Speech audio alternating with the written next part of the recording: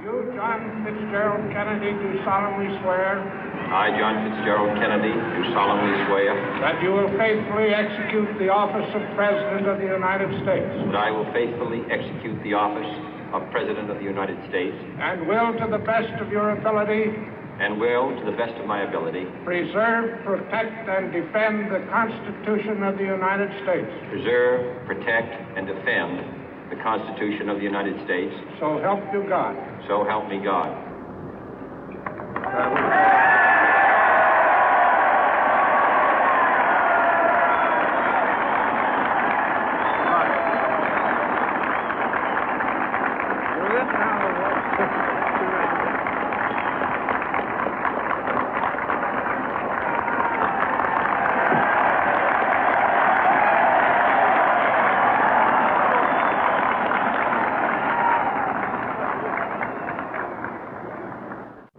Vice President Johnson, Mr. Speaker, Mr. Chief Justice, President Eisenhower, Vice President Nixon, President Truman, Reverend clergy, fellow citizens.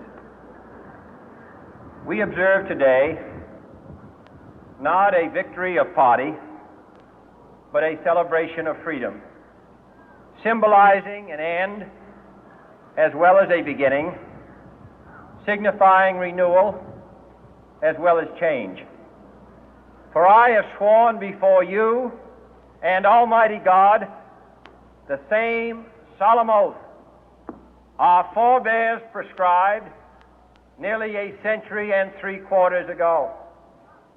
The world is very different now, for man holds in his mortal hands the power to abolish all forms of human poverty and all forms of human life. And yet the same revolutionary beliefs for which our forebears fought are still at issue around the globe. The belief that the rights of man come not from the generosity of the state, but from the hand of God. We dare not forget today that we are the heirs of that first revolution. Let the word go forth from this time and place to friend and foe alike that the torch has been passed to a new generation of Americans born in this century, tempered by war, disciplined by a hard and bitter peace, proud of our ancient heritage, and unwilling to witness or permit the slow undoing of those human rights to which this nation has always been committed and to which we are committed today at home and around the world.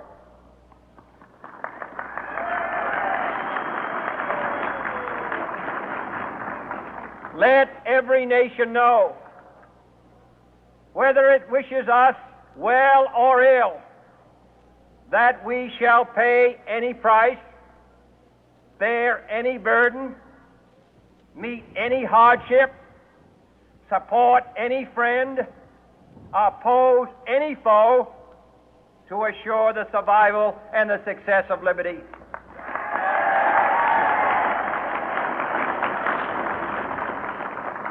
This much we pledge and more. To those old allies whose cultural and spiritual origins we share, we pledge the loyalty of faithful friends.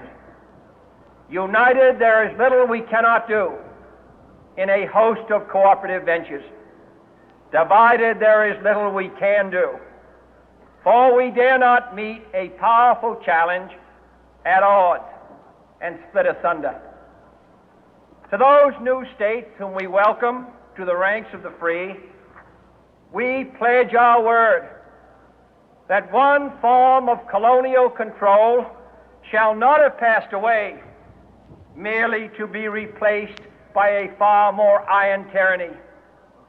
We shall not always expect to find them supporting our view, but we shall always hope to find them strongly supporting their own freedom, and to remember that in the past, those who foolishly sought power by riding the back of the tiger ended up inside.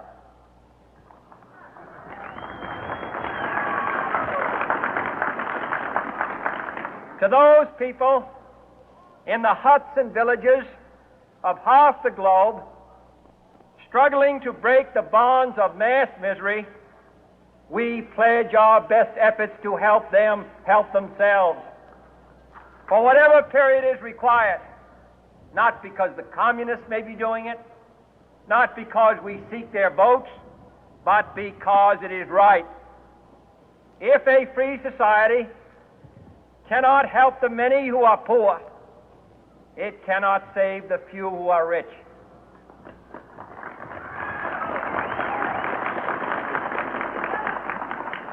To our sister republics south of our border, we offer a special pledge to convert our good words into good deeds, in a new alliance for progress, to assist free men and free governments in casting off the chains of poverty. But this peaceful revolution of hope cannot become the prey of hostile powers. Let all our neighbors know that we shall join with them to oppose aggression or subversion anywhere in the Americas. And let every other power know that this hemisphere intends to remain the master of its own house.